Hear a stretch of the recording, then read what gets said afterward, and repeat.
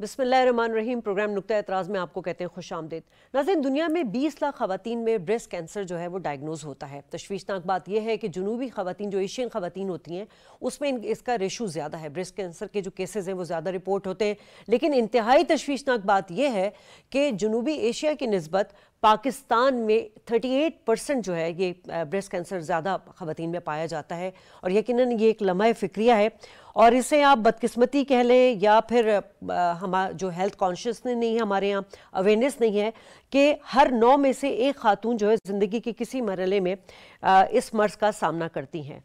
अक्टूबर को breast cancer की आगाही मुहिम के हवाले से इस महीने को जो है वो मनाया जाता है, अवेयरनेस प्रोग्राम किए जाते हैं और आज हम इसी हवाले से अपने प्रोग्राम को तरतीब दे चुके हैं। आज बात करेंगे कि पाकिस्तान में इस मर्ज़ के जो बढ़ने की तादाद है वो क्यों ज़्यादा है, ये जो मौलिक मर्ज़ है इसकी वजूहात क्या हैं, अलामात क्या हैं, ब्रेस्ट कैंसर के पहले स्टेज पर डायग्नोज होने के बाद कितने अरसे में आपकी रिकवरीज हो जाती हैं और अपनी आने वाली ज़िंदगी को किस तरह सेहतमंद बनाया जा सकता है और ख़ास तौर पे बात ये होगी कि इस मर्ज़ से कैसे बचा जा सकता है। प्रोग्राम का बाकायदा आगाज़ करेंगे। पहले एक रिपोर्ट तैयार की है, वो देखिए।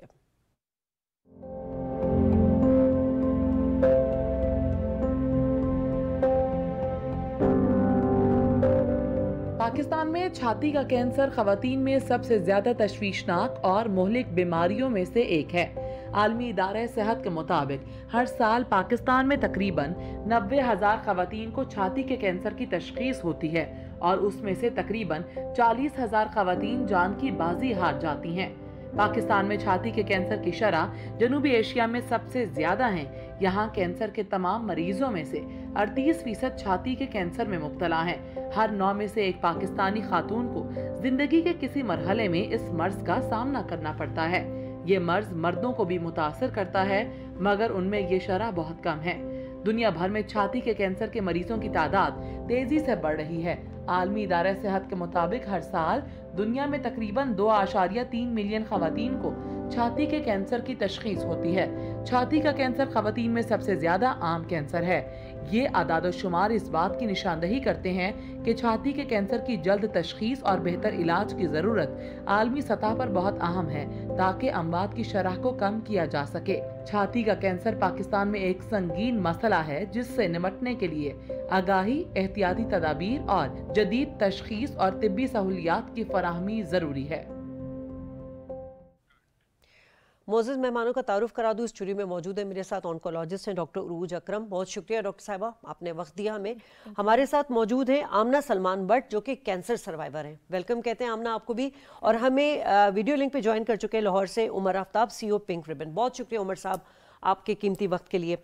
डॉक्टर साहिबा, अगर मैं जब भी हम बात करते हैं किसी भी मर्ज़ की, यकीनन वो अच्छी नहीं होते, और जब भी बात की जाती है कैंसर की तो कैंसर एक मौत की खौफ की अलामत के तौर पर सामने आता है। क्या वजह है कि दुनिया भर में, एक जनरल क्वेश्चन ये पहले से शुरू कर दूं, कि ख़वातीन में पाए जाने वाले तमाम मतलब जितने भी कैंसर हैं उसमें ख़वातीन में ब्रेस्ट कैंसर ज़्यादा पाया जाता है, क्यों? जी डॉक्टर साहिबा। आई थिंक पाकिस्तान के अंदर जब हम स्टार्ट्स वगैरह को देखते हैं तो हमें ये रियलाइज़ होता है कि हमारे अनलकीली हम कह सकते हैं कि पाकिस्तान के अंदर जो ये जो रीजन है यहाँ पे रिस्क फैक्टर्स तो एग्जिस्ट करते ही करते हैं, लेकिन जनरली हमारी जो जेनेटिक चेंजेस वगैरह हैं वही पाकिस्तान के अंदर कंपैरेटिवली ज़्यादा पाई जाती हैं। आई डोंट थिंक सो हम उसको कोई रीज़न स्पेसिफाई कर सकते हैं कि पाकिस्तान में क्यों है, लेकिन हम अपनी अगर देखें मोर्टालिटी सबसे ज़्यादा किस रीज़न से हो रही है पाकिस्तान में कैंसर की वजह से, तो नंबर 1 रीज़न औरतों के अंदर वो ब्रेस्ट कैंसर ही पाया जाता है। ठीक है आमना, सबसे पहले तो मुबारकबाद इस बात की कि आपने, यकीनन अल्लाह ने तो शिफा दी है, लेकिन आपने हिम्मत के साथ और बहुत सारी चैलेंजेस के साथ जो है इसको डिफीट किया ब्रेस्ट कैंसर को, और आप अच्छी सर्वाइवर रही हैं। आपको देख के तो नहीं लग रहा माशाल्लाह इतनी सेहतमंद, इतनी खुश शक्ल तो आप हैं ही, लेकिन जो आपके चेहरे पे रौनक है यकीनन वो आप जिस मोड से वापस आई हैं वो आप उसको अंडरस्टैंड कर सकती हैं। कैसा रहा आपका, मतलब जब आपको पता चला कि ये आपको मर्ज है तो उस वक्त आपकी जहनी हालत क्या थी? बिल्कुल, आपने बड़ा एक ऐसा सवाल किया हुआ है जो कि इस वक्त कोई भी जो इस वक्त इस चीज़ से गुज़र रहे होंगे वो उसको एहसास कर सकते हैं। ये वाकई एक फ़िल्मी स्टोरी होती है जब आपको ये कैंसर वर्ड ही हिट करता है। तो ये एक ऐसा लफ्ज़ है जो सरतान जिसको कहते हैं उर्दू में, ये ऐसा लफ्ज़ है जो हम नॉर्मली फिल्मों में ड्रामों में सुनते हैं जी इसको कैंसर हो गया, या वो उसका एंड कहानी यही सुनते हैं वो मर जाता है, वो उसका इतना खौफ पैदा होता है। तो पहले तो आपको ये एब्जॉर्ब ही नहीं लफ्ज़ होता कि मुझे वाकई कैंसर है, ये तो मैं फिल्मों में बचपन से देखती आ रही हूँ और आज ये लफ्ज़ मेरे लिए इस्तेमाल किया जा रहा है। तो डेफिनेटली ये लफ्ज़ मेरे लिए बड़ा स्ट्रेंज था और बड़ा शॉकिंग था, ना कि सिर्फ मेरे लिए, मेरी फैमिली के लिए भी। और यही लफ्ज़ को एब्जॉर्ब करना जो पेशेंट होता है वो तो एक नमनेस में चला जाता है, लेकिन जो सबसे स्ट्रेंज चीज़ है कि उनके जो सराउंडिंग में सपोर्ट सिस्टम है वो उससे ज़्यादा लगता है कि वो उनको साइकोलॉजिकल इफेक्ट बहुत होता है और पेशेंट को समझ नहीं आ रही होती, ये कन्फ्यूजन होती है और जो सपोर्ट सिस्टम होती है वो एक्सेप्ट नहीं कर रहे होते हैं। तो it was obviously very shocking for me but I had to accept it. अल्हम्दुलिल्लाह। उमर साहब, गुज़िश्ता 15 साल से जो है pink ribbon organisation breast cancer से मुतल्लिक अवेयरनेस फराहम कर रही है, कितनी अचीवमेंट सर इस तमाम टेन्योर में आप लोगों को हुई है? वो ख़वातीन जो मतलब ये ऐसी चीज़ है, अव्वल तो मैंने जैसे पहले बात की कि कैंसर सुन के ये एक फ़ियर, एक अजीब सा कि बस अब मौत तो करीब है, लेकिन ख़वातीन का एक की खूबसूरती की अलामत, उनकी वो नस्वानी हुस्नियत, इन तमाम चीज़ों पे कॉम्प्रोमाइज़ करना, ये 15 साल में आपको कैसा लगा कि ख़वातीन में ये अवेयरनेस आई है या नहीं?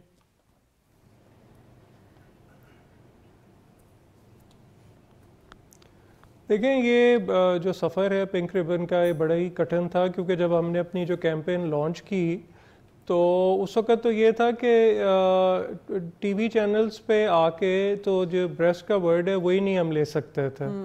और ये जब जिस भी लेवल पे हमने कोशिश की इस इशू पे बात करने की, तो वो एक मतलब उस पर बहुत डिफ़िकल्टी थी। अच्छा, ये कैंपेन शुरू करने का मकसद क्या, कि जैसे आपने भी कहा कि पाकिस्तान में अनफॉर्चुनेटली ब्रेस्ट कैंसर पूरे एशिया में सबसे ज़्यादा है। मैं अगर आपको एक क्विक कंपैरिजन दूं कि जो पाकिस्तान में जो रेशो जो रिस्क फैक्टर है वो हर 9 में से 1 खातून का है, और यही जो रिस्क है ये इंडिया में 22 में से 1 है। यानी कि क्या ऐसी वजह है कि हमारे यहाँ ये जो रिस्क है ये चंद सालों में इतना ज़्यादा फैल गया? और अगर हम इसके अलावा कुछ और अलार्मिंग सिचुएशंस देखें तो वो ये है कि पूरी दुनिया में जो ब्रेस्ट कैंसर होने की जो एवरेज एज है वो 55 साल है, जबकि पाकिस्तान में हम ये देखते हैं कि ब्रेस्ट कैंसर होने की जो एवरेज एज है वो 35 साल है। And having said this, even younger age group में भी ब्रेस्ट कैंसर जो है वो बड़ी तेज़ी से फैल रहा है। तो इसमें हमें और दूसरी तरफ ये वाहिद ऐसा कैंसर है जिसको अर्ली डायग्नोज किया जा सकता है, और अगर ये अर्ली डायग्नोज हो तो इसमें बचने के चांसेस 95% से ज़्यादा होते हैं। लेकिन हम क्योंकि एक पैट्रियार्कल सोसाइटी हैं और हम ये देखते हैं कि पाकिस्तान में कोई भी ऐसा इशू जो औरत के गिर्द हो उस पर बात करना डिफ़िकल्ट होता है, और ख़ास तौर पे ऐसा इशू जो विमेन सेक्सुअलिटी के हवाले से हो तो उस पर बात करना और ज़्यादा मुश्किल हो जाता है। और फिर उसके साथ ये कि आज के दिन भी हम ये देखते हैं कि हमारे रूरल एरियाज़ में इस इशू को लेके बहुत सारे ऐसी मिथ्स एंड मिसकंसेप्शंस हैं। साइंस इतनी तरक्की कर गई, लेकिन आज भी हमारे यहाँ बहुत सारे इलाकों में ये माना जाता है कि ये कोई वबाई अमराज है, कोई जादू का या कोई ब्लैक मैजिक का या कोई विच क्राफ्ट की वजह से शायद ये है, या कोई औरत ने कोई ऐसा कोई गलत, हाँ जी, या ये कि कोई औरत ने ऐसा कोई गलत काम किया है जिसकी वजह से उसको ये बीमारी हो गई है। सो और सिर्फ ये नहीं कि हम ये रूरल एरियाज में इस पे बात करना टैबू है, बल्कि इवन हम तो लाहौर, कराची, इस्लामाबाद जैसे शहरों में भी देखते हैं कि लोग किस तरह इसको रेजिस्ट करती हैं ख़वातीन। पहले ये जो इशू है इसको बताती नहीं अपने घर में, फिर घर वाले भी अक्सर जो है वो इसको छुपा लेते हैं, इलाज नहीं कराते हैं। हालांकि अगर वक्त पे इसको डायग्नोज कर लिया जाए तो अब सर्जरी और थेरेपीज इतनी तरक्की कर गई हैं कि जो सर्वाइवल है वो बहुत बेहतर हो गया है, और कम पेनफुल तरीके से जो है वो मरीज को बचाया जा सकता। ठीक है डॉक्टर उरूज, हम जब भी ये ब्रेस्ट कैंसर की बात करते हैं तो हमारे जहन में सिर्फ ख़वातीन ही आती हैं, लेकिन ये तो मर्द में भी पाया जाता है, लेकिन मर्द का बहुत कम, मेरा ख्याल 1% ऐसा है। बिल्कुल 1% तक रेशो है, लेकिन मर्दों में पाया जाता है। اور میں آپ کو بتاؤں کہ میں پچھلے سال 1.5 سال سے کافی اویئرنیس سیشنز کرتی رہی ہوں، تو اس کے اندر ایک دفعہ ہم نے ایسا بھی دیکھا کہ ایک فیملی میں ایک پیشنٹ نے ہمیں خود بتایا کہ ان کی وہ 5 بہنیں ہیں اور ایک بھائی ہے، اور ہم جب بات کرتے ہیں فیملی ہسٹری کی تو ہمیں لگتا ہے کہ صرف عورتوں کے اندر ہی بریسٹ کینسر جو ہے وہ آئے گا، لیکن ان 5 بہنیں دے ور سیف، اور صرف ایک بھائی تھا جس کو کینسر جو ہے وہ بریسٹ کینسر ہوا، کیونکہ اس سے پہلے ان کی والدہ کو بریسٹ کینسر تھا۔ تو ہو سکتا ہے، اور ہم کوشش کرتے ہیں کہ مردوں کو بھی سکھایا جائے، ان کو بھی اویئرنیس دی جائے، تاکہ وہ مرد اپنے گھروں میں اپنی خواتین کو کل کو ان کا علاج کرانے میں ان کو آسانی ہو، ان کو بھی معلوم ہو کہ اگر کوئی ایسے سمٹمز آئیں تو اپنے لیے بھی، ان کے لیے اور ان کی خواتین کے لیے بھی جو ہے وہ ضروری ہیں۔ تو بالکل 1% ہے، کم ہے لیکن ایگزسٹ کرتا ہے۔ اچھا، تھوڑا سا میں اس کے ٹیکنیکل اس پہ جاؤں گی کہ یہ جو اس کو ڈسکرائب کس طرح کرتے ہیں، مطلب یہ ہم کہتے ہیں نا علامات ظاہر ہو گئی، یہ تو ہم بعد میں بات کریں گے، لیکن میں اس کو جو پڑھ رہی تھی کہ ہمارے جسم میں جو پائے جانے والے سیلز ہیں وہ ضرورت کے مطابق ڈیوائیڈ ہوتے ہیں، لیکن اگر کہیں پر بہت زیادہ ان کی ڈویژن ہو جائے، ضرورت سے زیادہ جمع ہو جائے تو اس حصے میں گرو بن جاتا ہے، اور وہ جو ہے ٹیومر کہلاتا ہے، اور پھر دین آفٹر دیٹ کہ وہ اس کے بعد وہ کینسر ڈائگنوز ہوتا ہے۔ بریسٹ کینسر کی بات کریں، ایسا ہی ہے؟ دیکھیں، پہلی بات تو ضروری یہ جاننا ہے کہ ہم کینسر کہتے کس چیز کو ہیں، اور یہ جو گروتھس ہیں جسے ہم عام الفاظ میں گلٹی کہتے ہیں کہ جسم کے کسی حصے میں گلٹی بن گئی ہے، تو ہر گلٹی جو ہے وہ کینسر نہیں ہوتی۔ ہمارے جسم میں بہت ساری گلٹیاں بنتی ہیں، ایون کہ جب ہم چھاتی کے اوپر بھی بات کرتے ہیں تو اس میں بہت ساری ایسی گلٹیاں ہوتی ہیں جو کہ ینگر خواتین میں بھی پائی جاتی ہیں، جسے عام طور پہ فائبروڈینوما کہا جاتا ہے، یا کوئی سسٹ بھی ہو سکتی ہے، تو ہر گلٹی کینسر نہیں ہے۔ لیکن جیسے کہ آپ نے کہا کہ کینسر کی اگر ہم اسے کہیں کہ یہ کینسر ہی ہے، جو زیادہ تر بایوپسی کے اوپر جو ہے کنفرمیشن اس کی ملتی ہے کہ یہ جو گلٹی ہے اس میں کینسر والے سیل ہیں بھی کہ نہیں ہیں، اس کی پراپر ڈائگنوسٹک طریقہ ہوتا ہے جس سے وہ آئیڈینٹیفائی کیا جاتا ہے۔ لیکن بالکل جس طرح میں جو عام الفاظ میں اس کو ایسے ڈیفائن کرتی ہوں کہ اگر ایک پراپر وقت ہے کہ 2 سے 4، 4 سے 8 اور 8 سے 10 سیلز جو ہیں وہ آپ کے اگر شاید 15 منٹ میں بننے تھے، تو یہ اتنی ریپڈ گروتھ ہوتی ہے، اتنی فاسٹ گروتھ ہوتی ہے، اور اتنی انکنٹرول گروتھ ہوتی ہے جسم کے کسی بھی حصے میں جہاں پہ اسے ہم کینسر آئیڈینٹیفائی کرتے ہیں۔ لیکن اس کے اور بھی کریکٹرسٹکس ہیں جس میں ہم اسے کینسر آئیڈینٹیفائی کریں گے اور ڈائگنوسس بنائیں گے، لیکن ہر گلٹی کینسر نہیں ہوتی۔ ٹھیک ہے، تو آمنہ آپ کو کتنی مشکل رہی جب آپ کو یہ پتہ چلا؟ اور سب سے بڑی چیز یہ ہوتی ہے کہ آپ تو ماشاءاللہ پڑھی لکھی ہیں، اگر ہم ان خواتین کی بات کریں جو پسماندہ علاقوں میں رہتی ہیں، وہاں پر جو ہے ان کو تو پتہ ہی نہیں ہوتا ہے کہ ان کو بریسٹ کینسر ہو گیا ہے، وہ لاسٹ اسٹیج میں جا کے اسی وجہ سے 90,000 میں سے جو خواتین ڈائگنوز ہوتی ہیں ان میں 40,000 خواتین کی اموات ہو جاتی ہے۔ تو آپ نے مطلب ایزی رہا آپ کو اپنی فیملی کو بتانا اور ان تمام پروسیجر میں سب ہیلپ آؤٹ کیا، سب نے آپ کے ساتھ کوپریٹ کیا؟ جی دیکھیں، اب تو ماشاءاللہ سے بہت کام ہو رہا ہے اس چیز کے اوپر، اور بہت اویئرنیس ہے تھرو میسیجز آلسو۔ اب تو جو ان پڑھ طبقہ جو ہے وہ ہم سے زیادہ اس وقت اچھے طریقے سے میسیجز کو بلکہ سنتے بھی ہیں اور اویئر ہیں وہ ہر بات پہ۔ میرا ٹائم جب تھا اس وقت اتنی اویئرنیس نہیں تھی، اور یہ جو میرا بریسٹ کینسر ہے یہ تو ایک اللہ کی طرف سے معجزہ تھا کہ مجھے خواب میں نظر آیا کہ مجھے کینسر ہے، اور جب مجھے وہ خواب میں نظر آیا تو میں نے اس چیز کو لائٹ نہیں لیا، اور جہاں پہ میرا لمپ تھا وہیں پر میرا ہاتھ بھی رکا سوتے ہوئے۔ اچھا۔ اور بس میں نے جب دیکھا وہ ایسی جگہ تھی جو کہ آپ نارملی اس کو ٹچ کرتے ہیں، آپ ظاہر ہے آپ نہاتے ہیں، آپ کو پتہ چلتا ہے، وہ ایک ایسی جگہ پہ تھا جو کہ اتنا پرومیننٹ تھا جو کہ کبھی اس سے ایک دن پہلے تھا ہی نہیں وہ اس جگہ پر۔ سو وہ میرے خواب میں جب مجھے اسی جگہ ہاتھ رکا اور جب میری آنکھ کھلی تو میں نے سب سے پہلے شفا میں ایک ڈاکٹر ہیں، ڈاکٹر اسد سلیم، وہ میرے جاننے والے ہیں، میں نے ان کو فون کیا، کیونکہ دیکھیں ہمیں عورتوں کو سب سے زیادہ یہی پتہ ہوتا ہے کہ بچے کے لیے ہم لوگ کو گائنیکالوجسٹ کے پاس ہی جانا ہے۔ انکالوجسٹ کے بارے میں اویئرنیس جو ہے وہ اسی وقت اسی کو پتہ چلتی ہے جو اس جرنی میں جاتا ہے۔ سو مجھے بھی اسی وقت پتہ چلا کہ انکالوجسٹ جو ہوتا ہے وہ کینسر کے لیے ہوتا ہے، اور انہوں نے کہا کہ میں تمہیں فوراً ریکمینڈ کر رہا ہوں۔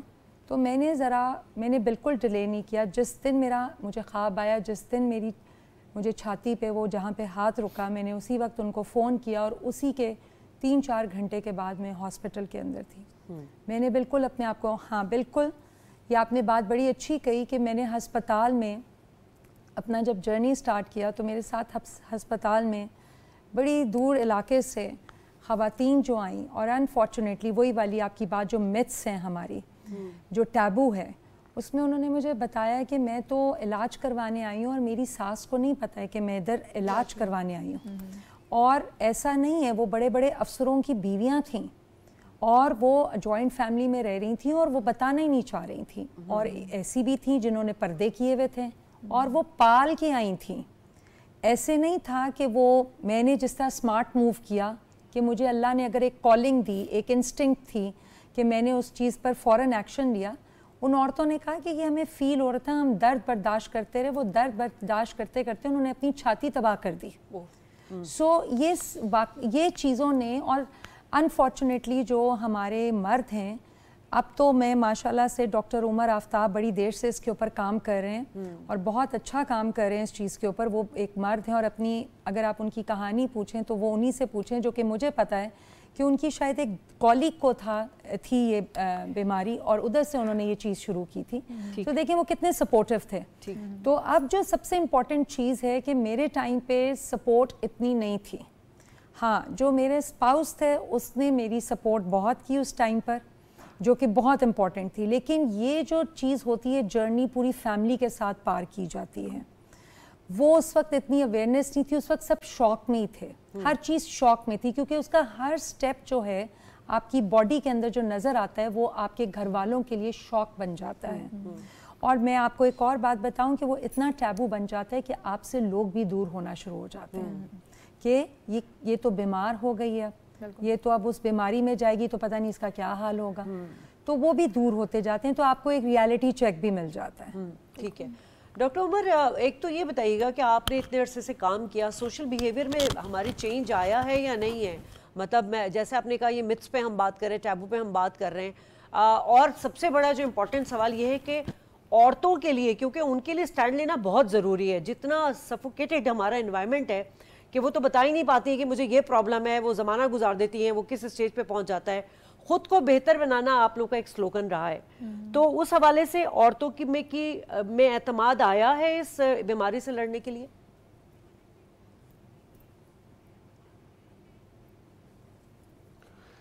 دیکھیں, یہ میں کہوں گا کہ آدھا گلاس بھرا ہوا ہے اور آدھا گلاس خالی ہے, کیونکہ کچھ ایٹ لیسٹ یہ ہوا کہ اتنے سال کے ایفرٹ کے بعد ہم مختلف لیول کے اوپر اس ٹاپک پہ بات کر رہے ہیں. ہم اس وقت پی ٹی وی پہ بیٹھ کے بات کر رہے ہیں, ہم اور نیشنل فورمز پہ بات کر رہے ہیں. تو کم از کم وہ جو ایک بالکل ایک حشش تھا وہ ختم ہوا, اور یہ جو ایک ٹاپک ہے کہ نیشنل ایک ہیلتھ امپورٹنٹ ایشو کے طور پہ ہائی لائٹ ہوا اور اس پہ بات ہونی شروع ہوئی.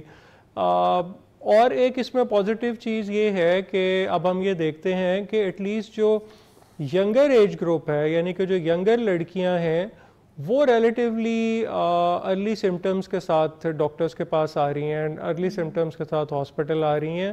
لیکن اوور آل اگر ہم دیکھیں تو وہ خواتین جن کو زیادہ رسک ہے بریسٹ کینسر کا, مطلب فار ایگزامپل اگر ہم اس وقت یہ دیکھیں کہ پاکستان کے ہر شہر میں میموگرام فیسلٹی اویلیبل ہے, لیکن یہ کہ کتنے پرسنٹ خواتین ابھی بھی والنٹیریلی ہر 2 سال میں ایک دفعہ اپنا پریونٹیو میموگرام کرواتی ہیں, تو وہ ابھی بھی نیگلیجبل ہے.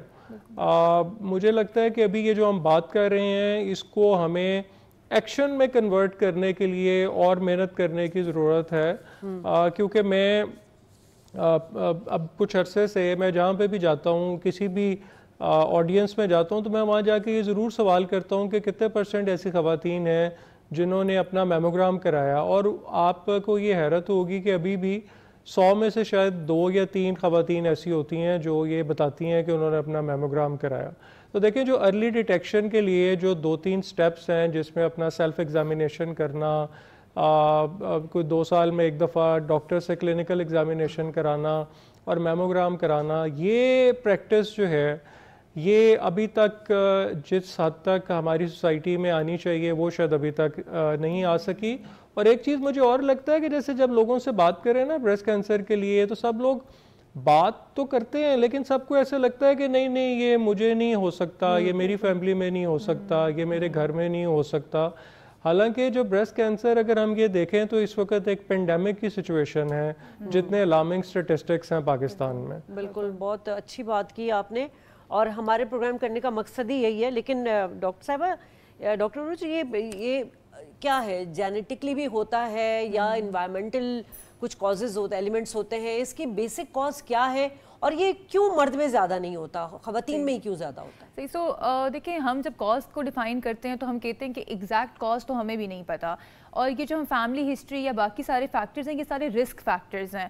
میں اس چیز کو ہمیشہ علیحدہ اس لیے رکھتی ہوں کیونکہ اگر ہم یہ سمجھیں کہ آپ کے اندر رسک فیکٹرز ہیں تو اس کا مطلب ہے کہ آپ کو جو اپنی میموگرافیز ہیں یا آپ کا جو کلینکل ایگزامینیشن ہے وہ شاید عام عورت کی نسبت زیادہ کرانے کی آپ کو ضرورت ہے.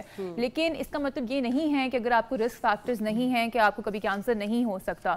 ایک بات جو یہاں مینشن ہوئی وہ یہ تھی کہ فیملی ہسٹری, جینیٹکس کی جہاں بات کی جاتی ہے, اور ہم یوزلی BRCA1 BRCA2 جو ایک جین بڑی کامنلی لفظ استعمال کیا جاتا ہے کہ یہ وہ جین ہے جس سے بریسٹ کینسر ہوتا ہے. میں آپ کو بتاؤں, ہم جب بھی سیشنز کرتے ہیں اویئرنیس وغیرہ کے تو ہم ایک سوال ضرور کرتے ہیں, اور کہ آپ کو کیا لگتا ہے کہ کتنا % رول ہے جینیٹکس کا بریسٹ کینسر کے اندر, اور کتنا % ہے کہ فیملی ہسٹری کے ساتھ اس کا کنیکشن ہے. تو آپ کو a lot of people are surprised کہ صرف 5 سے 10% جو ہے اس کا رول ہے. اور اس چیز کا مطلب ہے کہ اگر آپ کی فیملی ہسٹری میں بریسٹ کینسر نہیں ہے تو اس کا مطلب یہ نہیں ہے کہ آپ کو کبھی بریسٹ کینسر نہیں ہوگا, کیونکہ صرف 5 سے 10% ہی اس کا رول ہے. اور وہ جو باقی 90 to 95% ہیں وہ رسک فیکٹرز علیحدہ ہیں, جس کے اندر ہمارے ڈائٹری رولز بھی ہیں, آپ کا لائف سٹائل ہے, موٹاپا ایک بہت بڑا فیکٹر ہے جو صرف کینسر نہیں آپ کی بہت ساری دل کی بیماریوں کے ساتھ بھی ایسوسیٹیڈ ہے, اور مطلب یہ بہت ساری ریزنز ہیں. اسی طرح ہم کہتے ہیں کہ وہ بچیاں جن کو ماہواری جلدی شروع ہو جاتی ہے 12 سال سے پہلے, وہ خواتین جن کو ماہواری ختم ہونا جسے مینوپاز ہم کہتے ہیں وہ 55 کے بعد ہوتا ہے, تو وہ خواتین کے اندر بھی رسک فیکٹر جو ہے کمپیریٹیولی زیادہ ہے. ٹھیک ہے. تو آمنہ, جب آپ ماشاءاللہ سے ہیلدی ہو گئی ہیں اور روٹین میں واپس آ گئی ہیں تو کیا تبدیلیاں آئیں, مطلب لائک آپ کی لائف چینج ہوئی, وہ جو پہلے والا جو کینسر ڈائگنوز ہونے سے پہلے والی لائف تھی اور جب کم بیک کیا تو کیا چینج آیا؟ بہت زیادہ چینج آ گیا. دنیا کی اصلیت پتہ چل گئی, جو کہ ہم اپنی اس سے پہلے جو میں خواب دیکھتی تھی کہ میں یہ چیز مجھے چاہیے, مجھے مٹیریلسٹک چیزوں میں بہت سی چیزیں چاہیے, جیسے ایک عورت کا خواب ہوتا ہے گھر بنانا ہے, ایک بس بچے خوش رہیں, بس یہی فیملی ہے, سب کچھ, اور اپنا نہ سوچنا. یہ جھٹکا میرا خیال ہے میرے لیے بہت امپورٹنٹ تھا. Valid point. بالکل, کیونکہ اگر ہر عورت یہ سوچنا شروع کر دے کہ ہم بہت اپنے لیے امپورٹنٹ ہیں, تو پھر شاید ہمیں احساس ہو کہ وہ کہتے ہیں نا, اس دنیا میں آئے تھے اکیلے, آپ رہ جائیں گے اکیلے, اور جانا بھی واپس اکیلے, کسی نے کسی کی قبر میں نہیں جانا. سو یہ ریالٹی چیک بہت اچھا مجھے ملا. اور وہ جو مٹیریلسٹک چیزیں تھیں کہ گھر بنانے کا شوق, یا مجھے یہ کرنا ہے, مجھے اپنے بچوں کے لیے جہیز جمع کرنا ہے, وہ جو ایک باتیں بچپن سے ہمارے اندر ہمیں کیا کہتے ہیں انگرین, بالکل وہ چیز میرے اندر وہ ختم ہو گئی. اور اب ریالٹی چیک آ گیا. اب میری جو زندگی ہے وہ اس طرح مختلف ہے کہ میرے کوئی پلانز نہیں ہوتے, جو دن جس طرح شروع ہوتا ہے میں اسی طرح اس کو لے کے چلتی ہوں. تو آپ اپنی صحت کا کس طرح خیال رکھتی ہیں؟ مطلب ہم بات کرتے ہیں جیسے ڈاکٹر عروج نے بتایا کہ موٹاپا جو ہے ایک ون آف دا کاز کے اس میں چانسز ہوتے ہیں, مطلب لائف اسٹائل آپ کو ہیلدی رکھنا ہے, آپ کو ایکسرسائز کرنی ہے, کیونکہ ہمارے یہاں بہت زیادہ رجحان جنک فوڈس کا اور سافٹ ڈرنکس کا ہے, وہ کتنی خطرناک ہے, اس کو آپ نے یقیناً اپنی زندگی سے اسکپ کر دیا ہوگا. میں ادھر کوئی غلط بات نہیں کروں گی کیونکہ یہ ڈیفینیٹلی اٹریکٹ کرتی ہیں, لیکن ہاں بالکل جس طرح چینی کا استعمال بالکل ختم ہو چکا ہے. میرے گھر میں چینی نہیں ہے. ڈرنکس کا میں پوری کوشش کرتی ہوں کہ اگر کہیں پہ فنکشن پہ گئی ہوں تو وہاں پہ میں ضرور لیتی ہوں, لیکن گھر میں کوئی ایسا پروڈکٹ میرے نہیں آ رہا, کوئی میرا آرٹیفیشل چیز نہیں ہے. لینٹلز ویجیٹیبلز پہ رہتی ہوں, ریڈ میٹ پہ نہیں ہوں بالکل. اور کیا کہتے ہیں, وہی میں لوگوں کو بھی سجیسٹ کرتی ہوں کہ آرگینک چیزیں آپ کھائیں, اور کوشش کرتی ہوں کہ جس طرح کہ اسلامک طریقہ جو ہمارا ایک ہے کہ آپ اپنی جو بھی آپ نے ڈنر لینا ہے وہ پہلے لے لیں. وہ لیٹ جو ہم نے وہ جو ڈائٹ ہے ہماری, جو ہمارا لائف سٹائل ہو چکا ہے کہ ہم لیٹ جو کھاتے ہیں, اسی وجہ سے ہماری سب باڈی میں چینج ہے اور یہ بیماریاں بڑھتی جا رہی ہیں. ٹھیک ہے. عمر صاحب, ہم تو بات کر رہے ہیں بریسٹ کینسر کے حوالے سے, لیکن عام زندگی میں دیکھیں کہ خواتین اپنا بالکل خیال نہیں رکھتی ہیں. پسماندہ علاقوں میں دیکھ رہے ہیں, رورل علاقوں میں دیکھ لیں, ہم دیکھتے ہیں کہ مطلب بچہ پیدا کرتے ہوئے کتنی خواتین جو ہے وہ موت کے منہ میں چلی جاتی ہیں, اپنی صحت کا خیال نہیں رکھتی ہیں. جس طرح آمنہ نے بات کی کہ پہلے میں دوسروں کا زیادہ خیال رکھتی تھی بٹ اپنا کم رکھتی تھی, یہ اویئرنیس جو بیسک اویئرنیس ہم نے ایک عورت کو دینی ہے کہ بھائی آپ اپنی صحت کا خیال رکھیں گی تو آپ کا بچہ صحت مند ہوگا. یہ اویئرنیس تو ضروری نہیں ہے نا کہ اسی ماہ میں دی جائے, یہ تو 12 مہینے دینی چاہیے.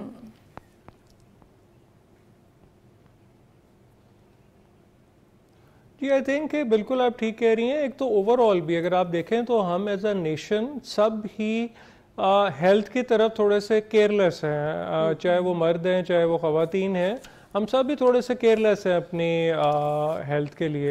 اچھا, اور اس سے پہلے جیسے بات ہو رہی تھی تو آئی تھنک ایک جو بہت امپورٹنٹ بات ہے وہ یہ ہے کہ میڈیکل سائنس اب یہ بتا رہی ہے کہ 40% بریسٹ کینسر کا جو رسک ہے اس کو کم کیا جا سکتا ہے لائف سٹائل چینج کے ساتھ. یعنی جس کا مطلب یہ ہے کہ جس میں سب سے امپورٹنٹ ہماری خوراک ہے.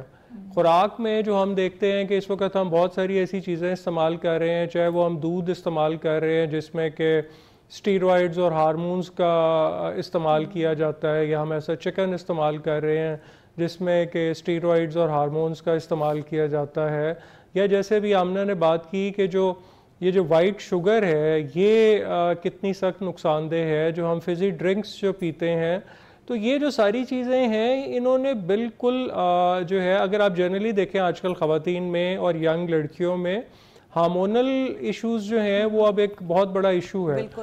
بہت سارے ہارمونل بیماریاں جو ہیں وہ ینگ لڑکیوں میں اور خواتین میں زیادہ ہو رہی ہیں. اچھا, یہ جو ہارمونل امبیلنس جو ہے یہ ایسٹروجن لیول کو افیکٹ کرتا ہے, اور ایسٹروجن لیول جو ہے وہ ڈائریکٹلی لنکڈ ہے بریسٹ کینسر سے. تو یہ خوراک جو ہے یہ ایک بہت امپورٹنٹ رول پلے کر رہی ہے, جو پاکستان میں مجھے لگتا ہے کہ بریسٹ کینسر اس خطے میں سب سے زیادہ ہے, اس میں اس خوراک کا بہت زیادہ رول ہے, اور ہمیں اپنی خوراک کے لیے بہت کیئرفل ہونے کی ضرورت ہے. سر ایک اور بھی اسپیکولیشن بہت زیادہ ہے کہ مائکرو ویو یوز کرنے سے بھی جو ہے کینسر کاز بنتا ہے, کیا یہ صحیح بات ہے؟ ڈاکٹر صاحب, ڈاکٹر عمر. دیکھیں مائکرو ویو اگر خاص طور پہ آپ کو پلاسٹک کے برتن میں مائکرو ویو جی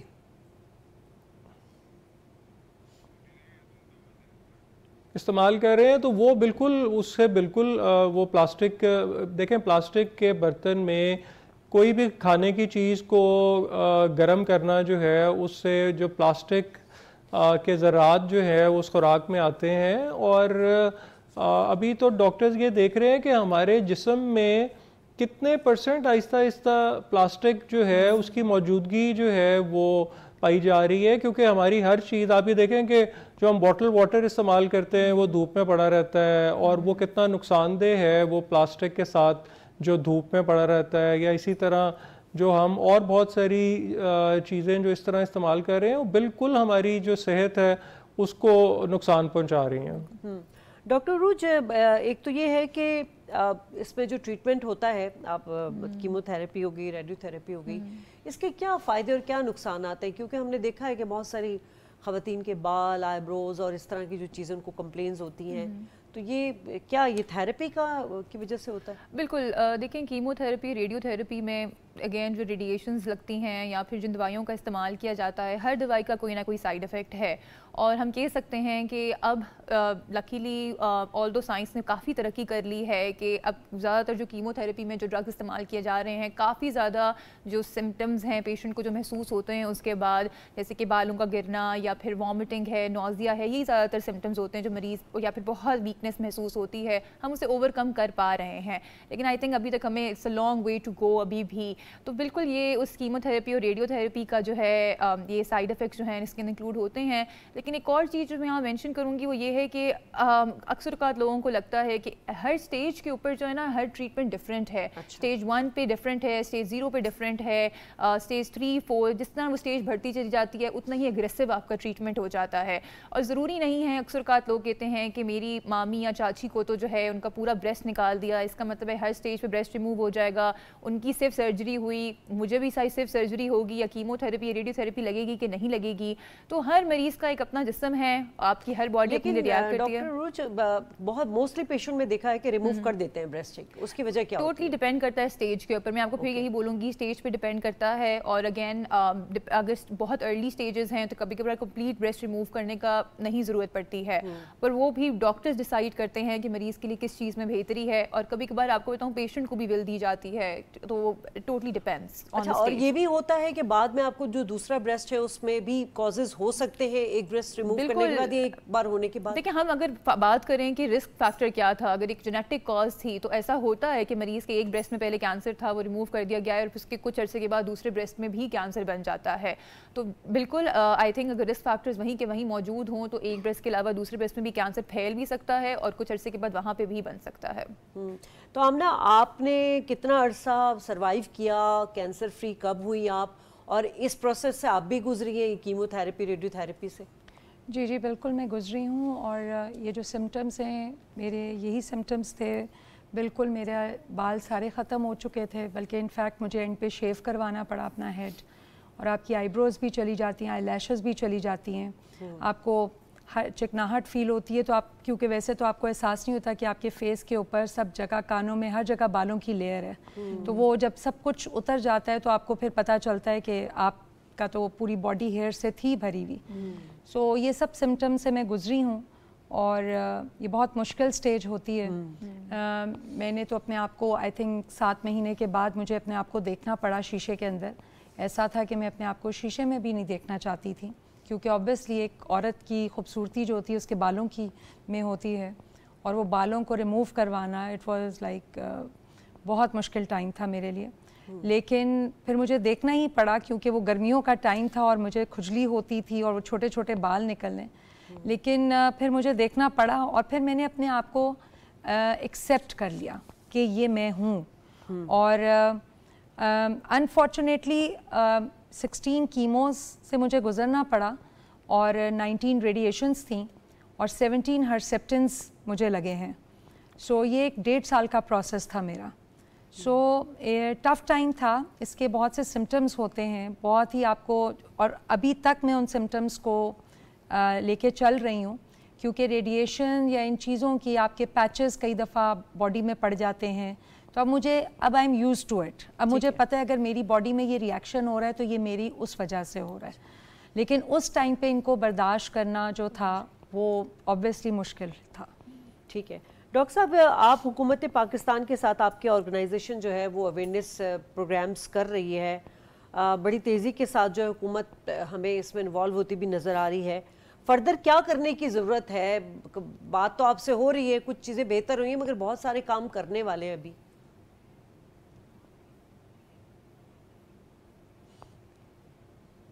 جی بالکل, آئی تھنک کہ ہمیں ایک ہولسٹک اپروچ سے اس ایشو کو دیکھنے کی ضرورت ہے, جس میں کہ ایک طرف تو اویئرنیس جو ہے اس کو اور زیادہ بڑھانے کی ضرورت ہے, دوسری طرف یہ ہے کہ جو ایکسیس ٹو ٹریٹمنٹ ہے وہ اس کو انشور کرنے کی ضرورت ہے. کیونکہ ہم یہ دیکھتے ہیں کہ جو کینسر ٹریٹمنٹ سینٹرز ہیں وہ زیادہ تر بڑے شہروں میں ہیں, ان کا نیٹ ورک ہمیں بڑھانے کی ضرورت ہے. اسی طرح جو تھراپیز ہیں جو خاص طور پہ ان کے اوپر کام کرنے کی ضرورت ہے, کیونکہ ابھی بھی بہت ساری ایسی جو تھراپیز جو اب دنیا میں اویلیبل ہیں اس وقت, ابھی پاکستان میں ان کا حصول جو ہے وہ کافی مشکل ہوتا ہے, اور بہت سارے پیشنٹس کو خود اپنے لیے وہ تھراپیز ارینج کرنی پڑتی ہیں. اور اس سے زیادہ امپورٹنٹلی گورنمنٹ سے جو ہم بات کر رہے ہیں وہ یہ ہے کہ جو ہم ایگریکلچر میں اور فوڈ میں جو ایسی پریکٹسز ہو رہی ہیں جو کہ جس کی وجہ سے ایسے کیمیکلز اور ایسی پرزرویٹیوز اور بہت سارے چیزیں استعمال ہو رہی ہیں جس سے کہ ہماری جو خوراک ہے اس میں کینسرس مٹیریل جو ہے وہ کسی نہ کسی طرح شامل ہو جاتا ہے, تو اس کو انشور کرنے کی ضرورت ہے. لیکن ہم یہ بالکل دیکھتے ہیں کہ گورنمنٹ جو ہے وہ اس کے اوپر ریسیپٹیو ہے, اور وہ بالکل یہ چاہتی ہے کہ جلد سے جلد جو ہے وہ اس ایشو کے اوپر قابو پایا جا سکے. اور اسی طرح جیسے ابھی صحت کارڈ کے حوالے سے اور بیت المال کے حوالے سے بھی ہم یہ دیکھ رہے ہیں کہ یہ بھی فیسلٹیز جو ہیں یہ کینسر پیشنٹس جو ہیں ان کی ٹریٹمنٹ میں بہت زیادہ ایک امپورٹنٹ رول پلے کر رہی ہیں، کیونکہ کیمو تھراپی اگر کسی عام پیشنٹ کو 15 سائیکلز لگوانی پڑے تو وہ تقریباً آپ سمجھیں کہ 20 لاکھ کے قریب ایکسپینس ہے، جو کہ ایک شاید ایک کامن مین کے لیے تو ایک بالکل امپاسبل ہے. تو اس میں بیت المال کا کافی رول ہے، صحت کارڈ کا بھی رول ہے. اچھا تو سر یہ جو آپ لوگ کیمپین چلاتے ہیں اس میں یقیناً آپ کے پاس جو ہے وہ ڈاکٹرز کی ٹیم بھی ہوتی ہے، لیکن کیا میموگرام یا بریسٹ اسکیننگ یونٹ وغیرہ بھی ہوتے ہیں کہ بھئی جو بھی چاہے وہ اپنا چیک اپ کروا سکے جا کے؟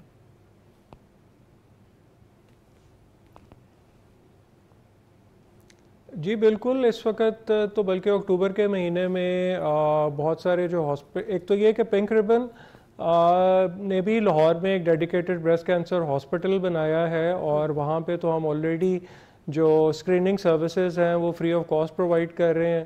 اس کے علاوہ ہم نے مل کے گورنمنٹ کے ساتھ بہت سارے جو ٹرشری کیئر ہاسپٹلز ہیں وہاں پہ بھی یہ فیسلٹی پرووائڈ کی ہے، اور وہاں پہ بھی موسٹلی یا تو یہ فری سروس اویلیبل ہے یا بہت بیسک سی کاسٹ کے اوپر ہے.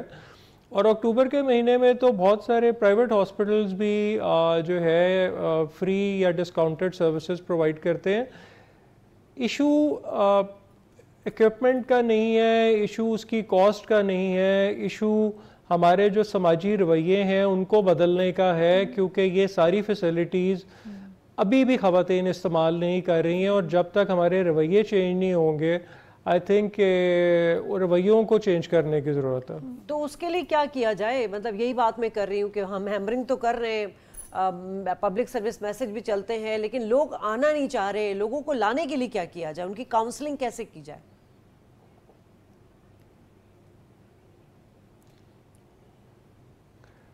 دیکھیں جو بیہیویئر چینج ہے یہ ایک بڑا سلو پروسیس ہے، اور خاص طور پہ اگر ہم دیکھیں تو ہمارے ہاں شاید ہم تھوڑا زیادہ ریزسٹ کرتے ہیں ہر کسی نئی بات کو اور ہر کسی چینج کو. جیسے آپ یہ دیکھیں کہ کتنے عرصے سے پولیو کی کیمپین چل رہی ہے، بٹ آج بھی ہمارے ہاں پولیو ویکسینیشن کے اراؤنڈ کتنی ساری متس مسکنسیپشنز ہیں اور کتنے چیلنجز ہیں. تو یہ تو مجھے لگتا ہے کہ ہمیں کانسٹنٹلی، اور دیکھیں یہی وجہ ہے کہ بہت سارے جو ایشوز ہیں ان کے لیے ایک دن منایا جاتا ہے، جبکہ بریسٹ کینسر کے لیے پورا مہینہ منایا جاتا ہے. اور اس کی وجہ یہ ہے کہ ہم اس ایشو کو اتنا ہائی لائٹ کریں، بار بار ہائی لائٹ کریں، تاکہ یہ ہماری ایک روٹین کا حصہ بن جائے. ٹھیک ہے. تو ڈاکٹر عروج، جیسے ہم نے اپنی سوشل بیہیویئر کی تو بات کی، اس پہ تو بات ہو رہی ہے، لیکن جو پیشنٹ اس سے سفر کر رہا ہوتا ہے اس کے جو سائیکالوجیکل امپیکٹ ہوتا ہے اس کی فیملی کے اوپر، جیسے کہ آمنہ نے اپنی بھی فیملی کا ذکر کیا، اس کے لیے کیا ضروری ہے؟ مطلب کون سی ایسے ہم مشورے دیں یا کون سی ان کی کاؤنسلنگ کی جائے کہ وہ ایٹ لیسٹ اس اسٹیج پر تو آئیں کہ وہ تیار رہیں چیزوں کو بنائی علاج کرانے کے لیے؟ لیکن یوزلی ڈاکٹری کے اندر سکھایا جاتا ہے، پیشنٹ کاؤنسلنگ ایک بڑا امپورٹنٹ اسٹیشن ہوتا ہے ہمارا کہ مریض کو کیسے کاؤنسل کیا جائے. لیکن اس بیماری کے ریلیٹڈ میں آپ کو کہہ سکتی ہوں کہ سپورٹ گروپ بہت ضروری ہے. باہر کے ملک میں آپ ہر بیماری کے لیے ایک سپورٹ گروپ دیکھتے ہیں، اور میں بہت اس چیز کے فیور کے اندر ہوں کہ ان سپورٹ گروپس کے اندر نہ صرف ان خواتین کو جو کینسر سے گزر رہی ہیں، اس کے ساتھ ساتھ وہ خواتین جو کینسر سے گزر چکی ہیں اور اب ان کا ٹریٹمنٹ ہو چکا ہوا ہے، ان کے گھر والوں کو بھی انوالو کیا جائے. جیسے کہ یہاں پہ انہوں نے مینشن کیا کہ she is also motivational speaker and I really appreciate it کہ ایسی خواتین جو کینسر سے گو تھرو کر چکی ہوئی ہیں وہ بنے ان کے لیے موٹیویشن. ڈاکٹر جتنا مرضی مریض کو ایکسپلین کرے، زیادہ تر وہ لوگ جس بیماری سے گزر چکے ہوتے ہیں وہ زیادہ موٹیویشنل ہوتے ہیں، اور اس موٹیویشن کے اندر ان لوگوں کو بھی انوالو کیا جو گھر کا حصہ ہیں. کیونکہ میں آپ کو بتاؤں یہاں تک کہ ہم نے دیکھا کہ گھر والے اس مریض کا جس کو بیسٹ کینسر ہوتا ہے اس کو کھانا بند کر دیتے ہیں کہ یہ شاید کھانے کے ذریعے سے پھیل جائے گا. تو جتنا مریض موٹیویٹڈ رہے گا، جتنا اس کو سپورٹ کیا جائے گا، اتنی ہی بیٹر اس کی جو ہے وہ ٹریٹمنٹ چلے گی. تو ڈاکٹر اپنا رول پلے کرتے ہیں، لیکن میرے خیال سے مریض کی سائیکولوجیکل ٹریٹمنٹ، کسی سائیکالوجسٹ کو انوالو کرنا، کانسٹنٹلی اس کو سپورٹ گروپس میں انرول کرنا، یہ بھی بہت ضروری ہے. آمنہ آپ تو ایک ایگزامپل ہیں، مطلب آئی مین پوری دنیا کے لیے اس وقت، کیونکہ پی ٹی وی ایک اسٹیٹ چینل ہے اور سب جگہ دیکھا جاتا ہے. ہم چاہتے ہیں کہ آپ شیئر کریں کہ آپ کو جو چیلنج تھا وہ کیسے آپ نے فیس کیا. دوسرا یہ کہ اس کے بعد آپ کیا میسج دینا چاہ رہی ہیں ان خواتین کو جو اس کا سامنا کر رہی ہیں؟ دیکھیں میں نے جو کیا وہ اپنی فیتھ سے میں نے اس چیز کو، اس چیلنج سے میں گزری ہوں، کیونکہ یہ آزمائش تو خدا کی دی ہوئی تھی، اس کو میں نے ایکسیپٹ کر لیا. اور بس میں نے اس کے لیے اپنی ہمت مانگی کہ بس مجھے زندگی چاہیے، کیونکہ اس وقت احساس ہوتا ہے کہ زندگی میں آپ کو کپڑا جوتا یہ نہیں چاہیے، اس میں آپ کو سانسیں چاہیے، اس میں آپ کو آپ کے 5 سینسز چاہیے، آپ کو آرگنز چاہیے، کیونکہ جب آپ پانی جیسی چیز کو بھی، آپ کو اس وقت پانی کی قدر آتی ہے کہ پانی کا ٹیسٹ نہیں آپ کو فیل ہو رہا ہوتا. تو وہ جب میں نے اپنی ہمت اور اپنے فیتھ سے کیا، اور اسی کی وجہ سے میں موٹیویشنل اسپیکر بنی، اور آج میں کینسر پیشنٹس کو کاؤنسل بھی کرتی ہوں، اور میں اپنے طور پر اپنا ہی پلیٹ فارم ہے میرا، اور میں جس طرح کوئی بھی مجھے سن بھی رہا ہے تو کوئی بھی مجھے اپنے ہاسپٹل میں، کوئی بھی اپنے انسٹیٹیوٹ میں بلانا چاہتا ہے تو میں فری آف کاسٹ جاتی ہوں، اور میں وہاں پہ جا کے خواتین سے بات کرتی ہوں اور ان کو اپنا جرنی بتاتی ہوں، اپنی مینٹل ہیلتھ کے بارے میں ذکر کرتی ہوں، اور اس چیز کو کیسے گزارنا ہے. اور ایون کہ مجھے اگر کوئی رات کو ایسا بھی ٹائم ہوا ہے کہ مجھے لوگوں نے 12 بجے بھی کسی نے بلایا جن کو میں جانتی بھی نہیں تھی، لیکن تھرو اینڈ تھرو میں ان کے گھر گئی، ان کی فیملی کے ساتھ بیٹھ کے میں نے بات کی، ان کو موٹیویٹ کیا، جو مجھ سے جس طرح ہو سکتا ہے. اس سے سمجھے یہ میرے لیے اب ایک آکسیجن بن گیا ہے، یہ مجھے زندگی کی ایک ہوپ دیتا ہے کہ میں شاید یہی کام کروں گی. اور میں لوگوں سے یہی کہتی ہوں کہ دیکھیں، آپ کے جو فیئرز ہیں نا ان کو اندر دبا کر مت بیٹھیں. اب تو ماشاءاللہ سے میرے ٹائم پہ جب مجھے کینسر ہوا تھا تو اس وقت سوشل میڈیا اتنا اس کا ایکسپوجر نہیں تھا. اب تو ماشاءاللہ سے آپ ریلز چلائیں تو آپ کو انکالوجسٹ باتیں بتا رہے ہوتے ہیں. تو پلیز آپ اپنے فیئرز کو نکالیں اور ذکر کریں، اور تاکہ آپ لوگوں کی ایک سپورٹ سسٹم بن سکے. ٹھیک ہے آمنہ، آپ کا شکریہ. ڈاکٹر عروج آپ کا شکریہ. ڈاکٹر عمر آپ کا شکریہ. بڑا ہی انفارمیٹیو پروگرام رہا ہے. آج پروگرام کا تو وقت ختم ہو رہا ہے. یہ جو پنک ربن آپ دیکھ رہے ہیں یہ یقیناً بریسٹ کینسر سے آگاہی کی علامت تو بن چکا ہے، لیکن اصل آگاہی ایک عورت کو اس وقت آئے گی جب وہ اپنی ویلیو کو جانے گی، جب وہ اپنی صحت کو کنسیڈر کرے گی.